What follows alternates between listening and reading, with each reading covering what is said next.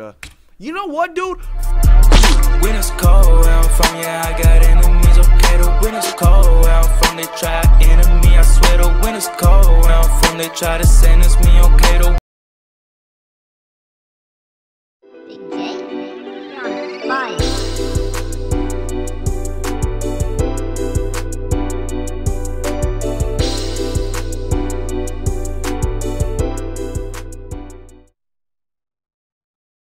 What's up, YouTube? I'm your host Flamer. How you guys doing today? So today's video, guys, we're gonna be checking out European football explained for Americans.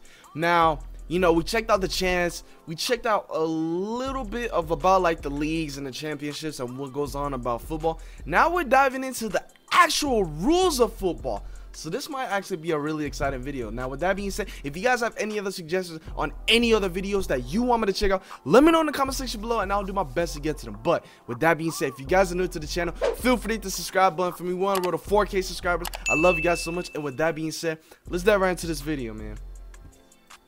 Hey, I'm actually hoping that this is a good video, man, because, you know, I would really like to dive into, like, you know, like the reality of football and what goes on that field. You know, what is the rules, what things can you do, what things you can't do, you know. So it's gonna be interesting, man. It's good to learn new things, you know. What is this? I hate watching soccer. They have to bring the stretcher out at least 6 times a game. Overheard bar in America. You know what, dude? Fuck you. You know that? Fuck you, bro. What are you talking about? Overheard bar in America. You know what? I don't even say that, bro. If this video is talking to me, fuck you, bro.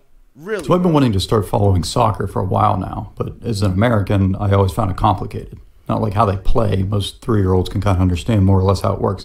I just mean how everything kind of works. And then we got this boring freaking voice, man. Oh, Lord. Hopefully this is good, man. You know, I would follow the World Cup, and I'd root for the United States if they made it. And then I'd root for Iceland because clearly they've all been practicing that clapping, and they're really good at it.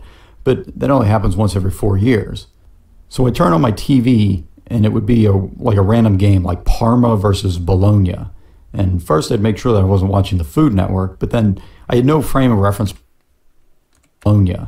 And first I'd make sure that I wasn't watching the Food Network, but then you had to make sure you wasn't watching the food. So you do be watching the Food Network, huh? I bet you like eating, huh? I bet you like eating, huh? I bet you do, huh? I had no frame of reference for this game. Like, are these teams good? You know, is this a big game? Which one of these guys is Pele? You know, I didn't know. And I had all these other questions, you know, why are teams getting kicked out of leagues? Why are they all rolling around on the ground so much? How are guys getting traded to different countries? And why does everybody in the stands have a scarf? So a few months ago, I tried to start figuring it all out, and I started watching. That stance is kind of crazy, bro. This dude has his whole butt in the air, bro. That's kind of that's kind of crazy, bro. I get he's on the ground. I get that's what he's trying to implement, but come on, dude. You couldn't use any other pose though. So matches. That's the first thing. They aren't soccer games. They are football matches. And I bought FIFA for my Xbox, and I bought a scarf and a vuvuzela because that's like the rules or something. Bro. So anyway. Okay, we don't care if you have an Xbox or anything. We're just trying to get into the rules, man. Come on. The biggest difference between American sports is how offsides works and the clock. Okay, lots of people get upset about the clock. It goes up instead of down. Get over yourself. It doesn't really matter. And I just want you guys to like understand too, you know, when I hear somebody for the first time or I meet somebody the first time, I'm not a judgmental person, you know. But if you're gonna go and say some stuff like how we said in the beginning, like, bro, of course I'm gonna say something to that. Like, what? Like, matter. Like, would you let a random person call you dumb? No. Americans also get mad because the clock doesn't stop and games pretty much end whenever the ref feels like it. And you actually adjust to this pretty quickly. The game's an hour and a half long. You'll have your chances to score. And if you... Damn, a game is an hour and a half long? Damn, that's long. But wait, I remember too, in the last video I checked out, I think it was like 4 steps for European football. It's split up into 2 quarters, 45 minutes each, right? Can't score, then it's not the clock's fault. Some people, and when I say people, I'm referring both to discussions I've had with other Americans as well as like myself 6 years ago. So people think soccer is too slow. And when Americans Hell look no. at a soccer field, No. something in our Bro. minds, we think, You know, I don't watch soccer or football, however you guys, whatever. You guys know what I'm trying to say.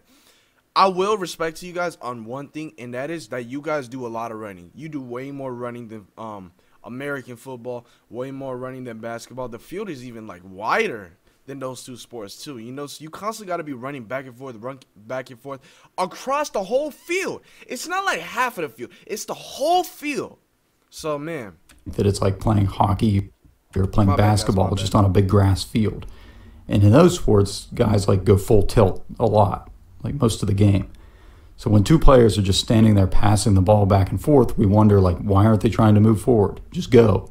And on the other side, we expect the defense. One thing I will say before he even says it, from my experiences, you know, you got the goalkeepers on each side, right? Then you have, I think it's called your, I may be wrong, outfielder, maybe. That might be the wrong name. But I know you also got your defenders. I forgot how many defenders are. There is probably like 2 defenders. But the defenders usually stay like, they wouldn't go over the other half of the field, you know? Like, if you guys see my cursor, they'll probably, like, the furthest, they'll probably, like, go right here. You know what I'm saying? But, like, their goal is basically to help the goalkeeper. They just got to defend the ball, prevent the ball from coming over in this side, and just, like, either kick it out or pass it to, like, one of, like, their teammates, you know? So that's what I learned from my experience, so. Defenders to be attacking the guy with the ball rather than just standing 5 feet back and letting him do what he's doing. The key difference is that football pitches are much larger than basketball courts. And bro, didn't I just say that? I just said that, bro. I just said. Can I get a medal, guys? Can you guys give me a donation for me being right? Like, can we do that or something? Can you guys donate me like $5 or something? Bro, I said that, man. It's way wider. and hockey rinks. And if you tried a full court press for the whole soccer game, you would be exhausted and you would. This dude is copying me. Nah, this dude is copying me. He probably heard what I said earlier in the video. I literally just said, you're going to be tired going back and forth on the field. Come on, man. Come on, man. Give me my flowers, man. probably lose. See, the pace of a soccer game is actually much closer to baseball. Most of the game is going to consist of guys just slowly passing the ball around, real peaceful, and then it's going to be all of a sudden followed by these short bursts of extremely fast action. Basketball players, it's estimated, run an average of 2.5 miles during a game. Soccer players can run 7, if not 10 miles during one game. Damn, I ain't know American football was this low, though. Damn. And remember, you only have 3 subs games, so most of these players will be playing the whole game.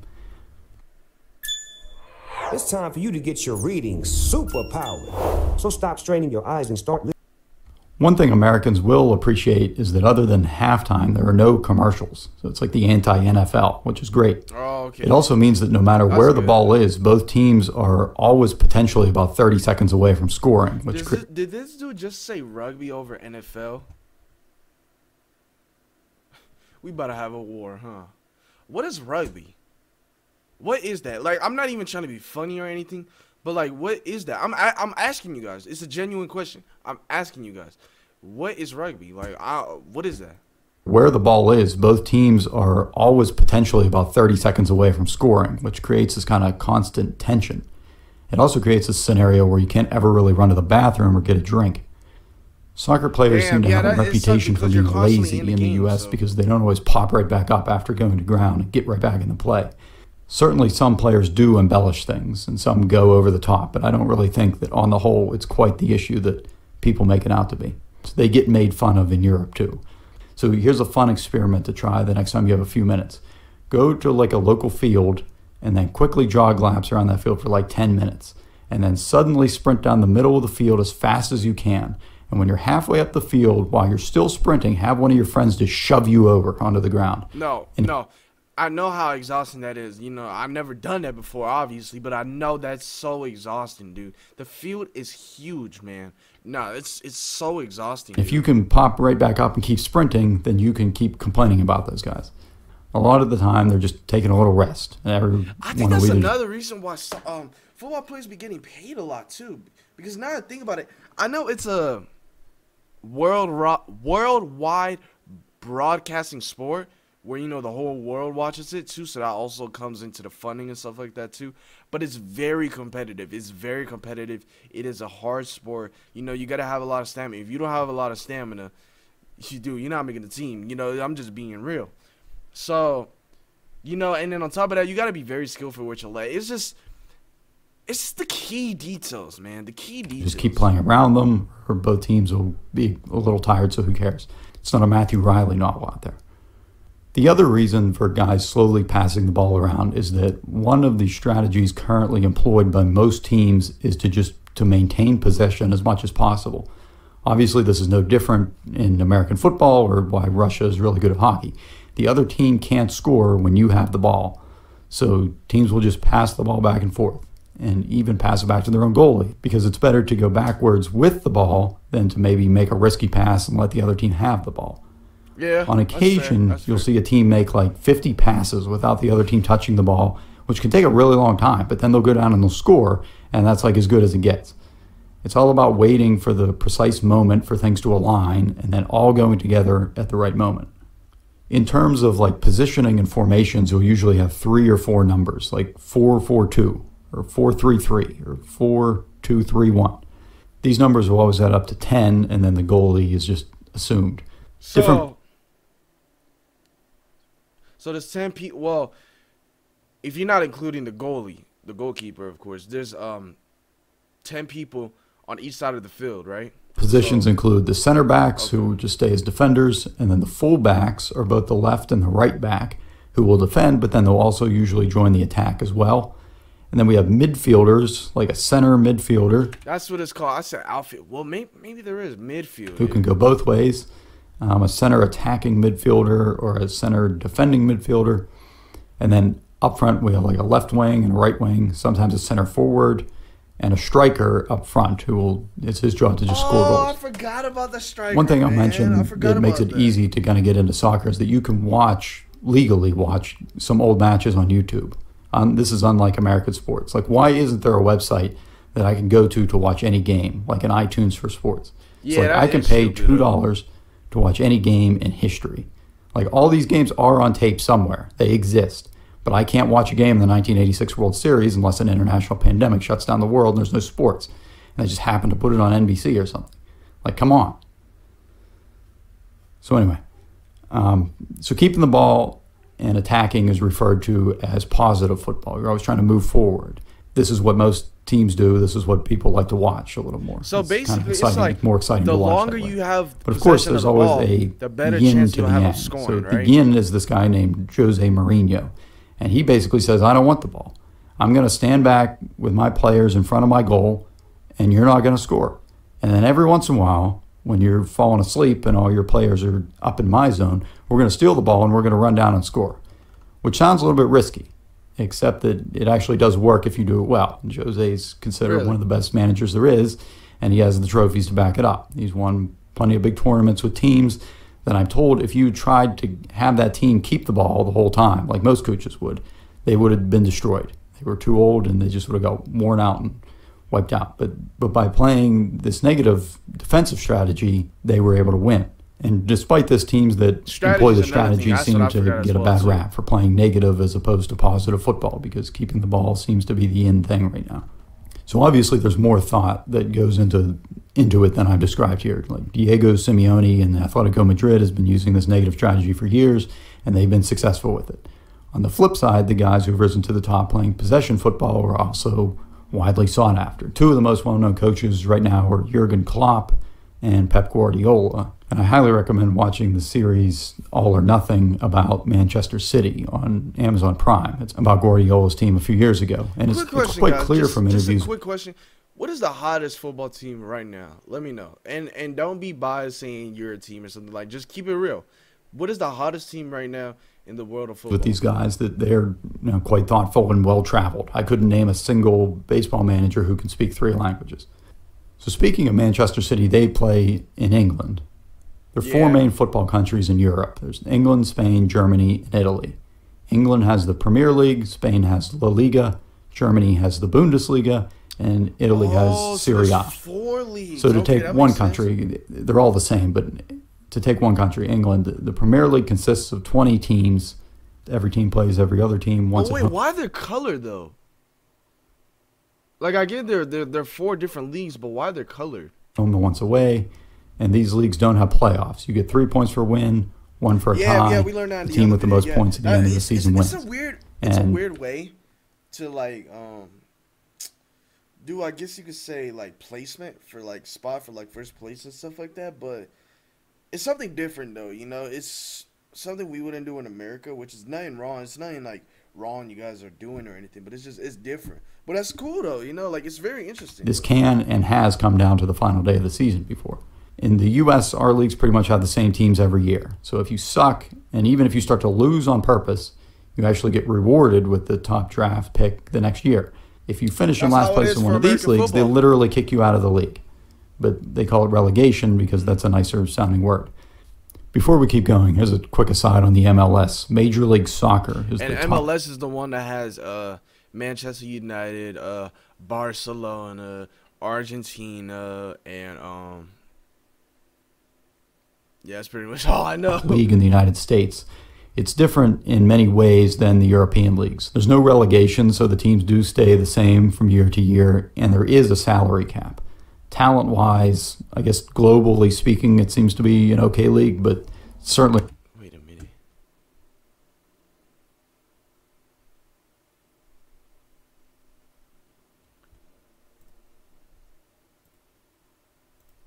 My bad, guys. I'm back. I thought it said something stupid, but I think I'm good. I think I'm not good. on par with any of the European leagues. So under the Premier League, which is at the top, under that is a league called the English Football League Championship. Man. The 3 teams who finish at the bottom of the Premier League are relegated to the Championship for the next season and replaced by 3 teams from the Championship. The bottom 3 teams in the Championship are relegated to League 1. The bottom 3 in League 1 are relegated to League 2, whose losers go to the National League, whose losers are... nobody really cares about them except their mom. So what happens if you're in, like... If you just keep going down, like, leagues and stuff, and what if you're, like, the last one? Are you just going to keep going down, or is there, like, a stop? This part, but you get the idea. Unless you really get into soccer, you'll never hear about anything below the Premier League again. But just so you're aware of what's happening down there. Oh, okay. Then this system does a few things. First off, just because you're near the bottom of the standings, your games can still be extremely important. They still count because you're not trying to win the league anymore, but now you're trying to literally stay in the league. And the higher the league you're in, the higher the check you get from TV contracts. So it's kind of a big deal. It also creates this kind of theoretical meritocracy where you could start a team with a bunch of guys anywhere in the country, get into a kind of a tiny league, and then ultimately work your way up to the Premier League. In reality, that'd be like trying to take a single-A baseball team and work your way up to the majors while the other better teams with bigger pocketbooks are trying to buy all your best players the whole way. But for the teams at the top, just winning the Premier League sounds pretty easy. You're playing maybe 1 game a week. But that's the catch. There's other things going on here. So there's also the Carabao Cup, which is a tournament open to the top 4 leagues in England. And then there's the FA Cup, which has been going on since like forever, that it's literally open to every team in England. So over 700 teams entered this one tournament last year. Imagine if every... 700? 700 teams. 700. We're not talking about like 30 teams. We're not talking about, maybe 50. 700? Major and minor league baseball team had one giant tournament. So could any team win? Yes, they could. Will the small teams upset the bigger teams? At some point, maybe a few will. But is it likely that a non-Premier League team is going to win? No. No, probably not. So more fun to think about in theory than practically, I guess. The final tournament is the big one. Like, what if we could find the best team in Europe? And I don't mean like each country gets a team. That's the European Championship that happens every 4 years. This, I'm talking about the league clubs. So the best teams from all over Europe, from 55 different countries, battle it out each year. This is the UEFA Champions League. So as a side note on these acronyms here, FIFA is the organization that runs like big international tournaments like the World Cup, and they help to coordinate things across different regions. If you're an American, you probably heard of FIFA because somebody on SportsCenter mentioned somebody that was involved with some kind of corruption investigation or something. Anyway, within FIFA, the world is divided into 6 different regions. UEFA is Europe. That's where like the best players go. I ain't know FIFA. You may have heard of because that's what the FIFA, I guess, consisted of. He said 6 regions. US is in the Confederation of North, Central American, and Caribbean Association Football, which is short and sweet.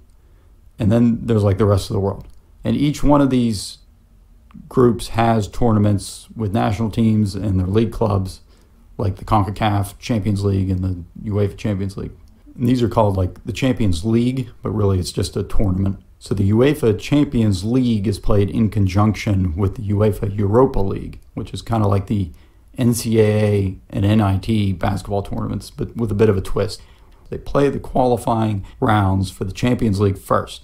So if you get knocked out of the big boy tournament, but you finish high enough, you can just move down into the Europa League and try to win that. And I won't get into the qualifying, but typically so if you used to have another chance then, okay. That you may have heard of as an American, like Manchester City, Liverpool, Manchester United, Tottenham Hotspur. Yeah. From Spain, they'd probably be Barcelona and Atletico Madrid and Real Madrid. Serie A from Italy, we'll have Juventus and Inter and Roma and Atalanta.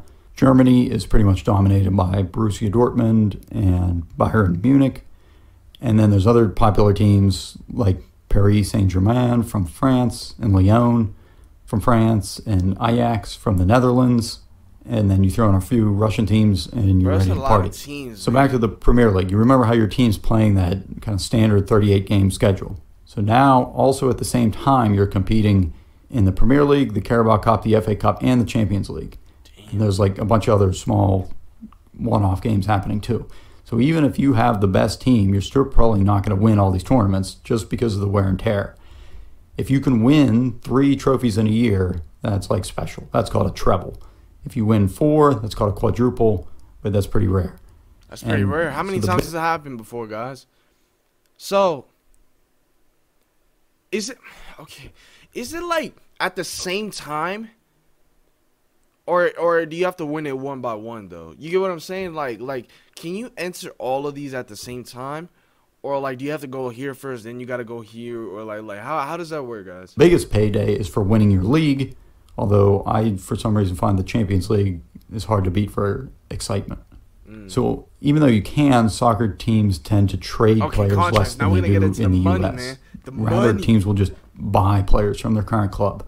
So a contract is going to include your salary, obviously, but also something called a release clause, which is a fee that would go to the current club for that player. So while any team could negotiate a transfer fee with a player's current club, a release clause takes that current team just out of negotiations altogether. So a baseball player, unhappy with the situation, he could demand a trade, and they might trade him and he'd be happy. But if they refuse to trade him, then he's kind of stuck. Whereas a soccer player could just find another team willing to pay that release clause. And once a team agrees to pay the clause, then they can just negotiate directly with that player. Oh, that makes sense. Okay, so it's like what he just said right now. If the team doesn't want to get rid of you, they'll put a release clause on you, right? I'm pretty sure that's what he said, right? And then you're basically stuck. You can't negotiate teams or anything like that. But in order for this to get removed, another team that is interested in you would be, like how we said, have to be willing to pay for this, so that way he can negotiate with the player, and he has nothing, and they have nothing to do with negotiating the club. Just the play. Oh, okay, that makes sense, bro. That makes sense. Obviously, the better player, the higher the fee is going to be, so the current club can go out and find a reasonable replacement. Another big difference is that while most sports in the U.S. have a trade deadline, and that's followed by a few weeks afterward where players cannot move to another team, soccer's kind of the opposite. So most of the time, you cannot move to another team. There are 2 periods a year called transfer windows that you can move during. So usually before and then halfway through the... Wait. Preseason is couple months. Okay. Mid-season. Damn. Bro, mid-season is only a month. It's only a month, bro. Damn, dude. The season. And you could sign a new contract for another team whenever, but you can't actually start playing for them until that next transfer. Okay, so why is the time in between so short? Why isn't it like longer? And the last thing in terms of contracts is that in the U.S., most leagues have a draft, but soccer is pretty much like the Wild West. So teams will sign players, or I should say kids, like into their youth academy very young, like 10, 8 years old. And smaller teams who find a really good player could also include something called a sell-on clause when selling a player to a larger team that says if the team buying that player turns around and sells the player again to an even bigger club, then that original team will get a percentage of that secondary sale. So you need to tell me you have a chance to go pro at a young age?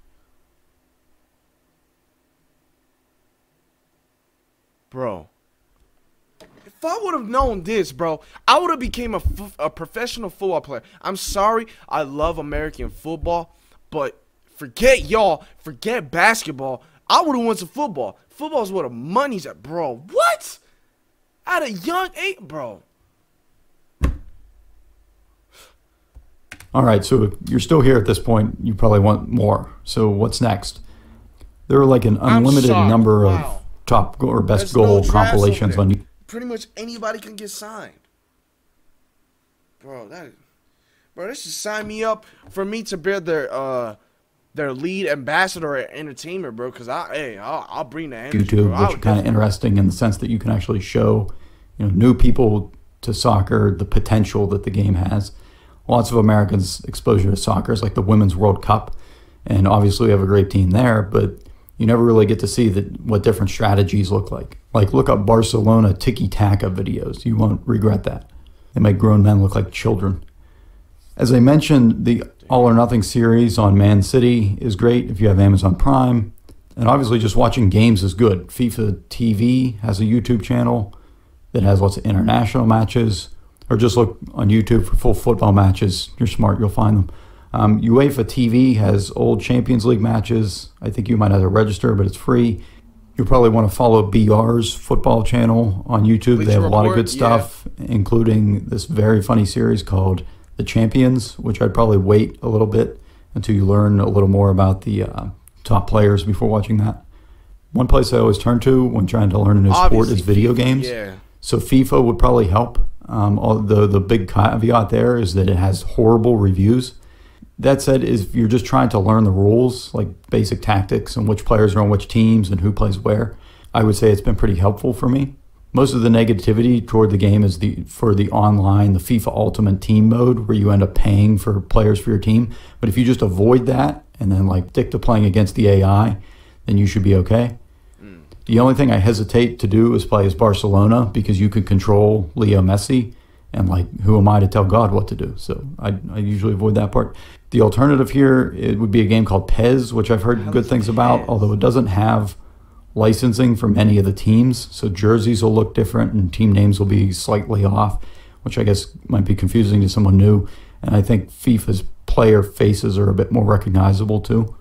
News-wise, there's coverage everywhere of soccer, although I do enjoy the site onefootball.com, which brings us to the sponsor of today's video, which is, there's no sponsor for today's video. I just make these videos to push the boundaries of PowerPoint and see how mad I can make myself.